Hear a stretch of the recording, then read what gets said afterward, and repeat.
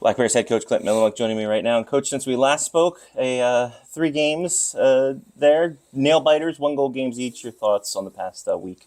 Uh, Wednesday's a tough one because you're going in right off the bus into a game against a team that last time we played them, we swept them in their rink. And I think the last weekday game, I was talking to their coach about it. The last weekday game they played, they got shelled 6-rip. So I guess they had some incentive. But that being said, I thought when we competed, we're like any other night, we're good, and we made it close. And Ronan was our best player the whole game. He was fantastic and gave us a chance. And we showed up a little bit late for that one, unfortunately, and we had a simple game plan and just didn't execute. And that happens long year. And we just said, well, I guess we have 4 points we got to find on the weekend at home, and that's just kind of the way our team is. And you guys did find those 4 points on the weekend, thrilling games, and you guys also earned a bye for the first round of the playoffs. As a coach, to have that week off in between regular season and playoffs is good, bad, and different for everything.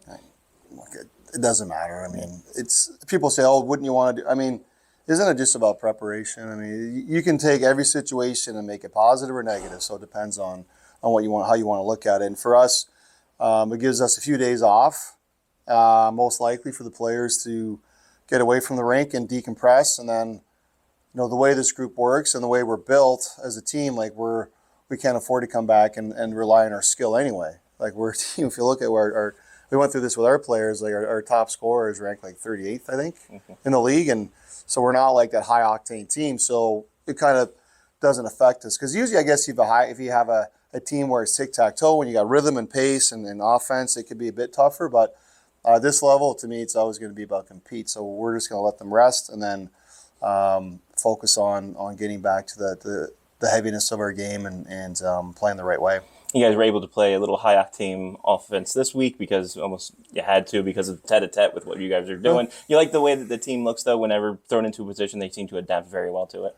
Yeah, and it was also just you're down 4-2 against a good team, and our message again is like, why can't we do this? Like, what's wrong with having taken the last 20 minutes or 25, if you will, and find a way to get it done. And so it wasn't anything upsetting or any screaming. It was just like, there's 2 points in the line, and they're pretty important, and why can't we get them? And they found a way, and I give them a lot of credit because it's in the end, that's 3 games in 4 days. It's a trap week for us. I mean, you go on the road, play one, and come back, and then you got to play a really good team back to back. And I thought we did a really good job of bouncing back. And I know sometimes you want the perfect 1-0 game and all that, but I mean, this time of year, teams are desperate for points, and if you think about it, like, we shouldn't be as desperate as some other teams chasing us, but we're finding a way to hold them off, and that says a lot about our group.